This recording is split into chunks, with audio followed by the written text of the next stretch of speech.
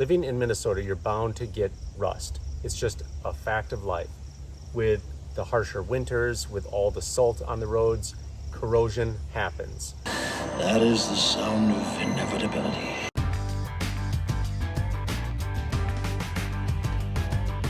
There's a lot of things you can do to help minimize your risk of corrosion. There's fluid film, there's undercoating, and then there's powder coated products like the CBI front bumper.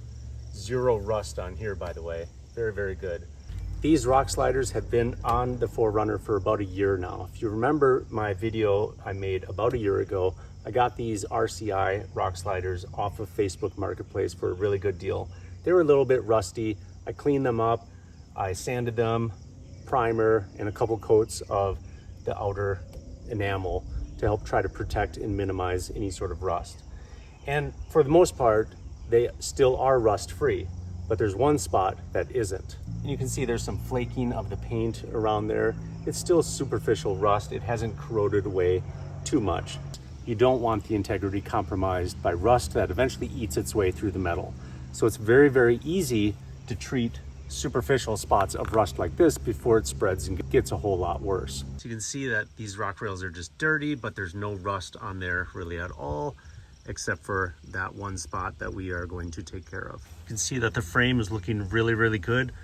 There's just no rust on there at all. And that's all thanks to the undercoating and fluid film. So this is a good way to touch up your rock sliders in a relatively easy way that you can just do in your driveway with probably a lot of the materials that you already have. So this is just a rust and paint remover, this flexible 3M brush that just fits on the end of a drill. So that's step one. Step two is cleaning the grime and the grease off with some acetone. Be sure to use this in a ventilated area away from any sort of flames. This is highly flammable. The next step after that is rust-oleum rust preventative. You do several coats of this, maybe about 3 coats. Spray it once, wait about 5 to 10 minutes, spray it again, very light coats. You need to do that 3 times. It's important to do those multiple coats within about an hour. Once it's cured, you do have to do a light sanding if you're going to top coat. So pick a time where you can dedicate an hour to do light coats. After this, you can do a very, very light coat of sanding just to etch the very top and improve the adhesion of the final coat of the high performance enamel by Rust-Oleum. This is what I've used on the rock sliders in the past, and it's worked out really well. This is a satin, but you can also use a flat coat. I would avoid any sort of glossy coat. That's not going to be as durable as this. Every year you can just do touch up. Very, very easy. These will probably last many, many years. And that's what I want out of these rock sliders. I want these rock sliders to last a good 10 to 15 years. I just stuck some cardboard up in here to help protect in case this happens to go up. I don't want to accidentally scuff off any paint off the 4Runner. I want the direction to go this way, counterclockwise, because I want any sort of debris to fly down and not upwards into my face. Be sure you wear eye protection when you do this. You just go along like this. You can see that there's some nice shiny metal right there. So I want to go about a ½ an inch around all of it to be sure I get everything, all these paint flecks off. So that's looking pretty good. It's down to the bare metal on a lot of these spots. You can see that there's a nice rim, nice perimeter around there. It's nice and smooth, there's no lipping. So that's pretty decent. So the acetone will really clear away any sort of dust and grease and grime. Be sure to use a ventilated area, wear some eye protection, wear some gloves. And again, this is very flammable, so don't use this by any sort of heat or fire. Don't just keep going over the same spot with the greasy side. Get a nice clean side and do it again. See how dirty and greasy that actually is. So it's coming off clean now, so that's good.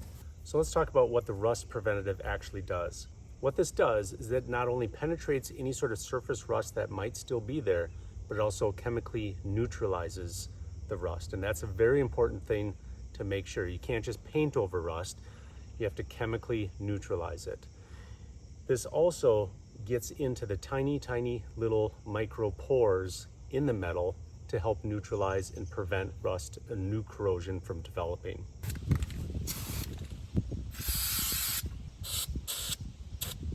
All right, had to move inside. Got this masked off again. Maybe a little bit better. Man, this stuff comes out fast. Now we got the final coat, third coat. I know it's not pretty, but this is what we're doing.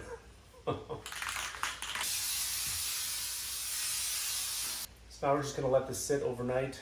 Tomorrow, after this primer has a chance to cure overnight, we'll put that final protective enamel coat. What's nice is that you can do this relatively easily without having to take those rock sliders off. So just a little bit of cardboard and some finagling, you can do it. So now it's the next day, and this primer coating has cured overnight. Next step is to do the final coat, but before we can do that, we have to do a very light sanding with 220 grit sandpaper, and that's just to rough up the surface a little bit so this enamel has a very good adhesion bond to the primer. Do a quick wipe just to get some of that dust off from sanding. Now I think we're ready to spray paint.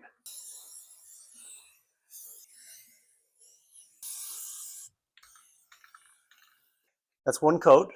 Let that dry. We'll do a couple more coats, then we'll all be done. Okay, that's a wrap. We finished our third coat of the top coat of the high performance enamel. We let that dry for a little bit. Now it's dry enough where we can take all the cardboard and stuff off. We're gonna set it out in the sun and let it cure for a day.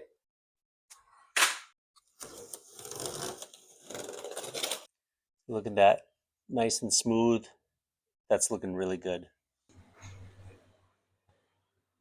I'm sure there's plenty of ways on how to do this, but I'm happy with how it turned out. It wasn't a ton of work. In fact, it's pretty easy, and I'll probably end up touching this up probably every year. So I'm really happy with how it turned out. Let me know in the comments below if you have any questions or if you have a different way that works for you. Check out some of my other videos, like how I installed the rock sliders, how I installed this bumper, or else even how I installed the Auxbeam front pod lights. Very, very cool, by the way. We'll catch you next time. We'll talk to you later. Bye.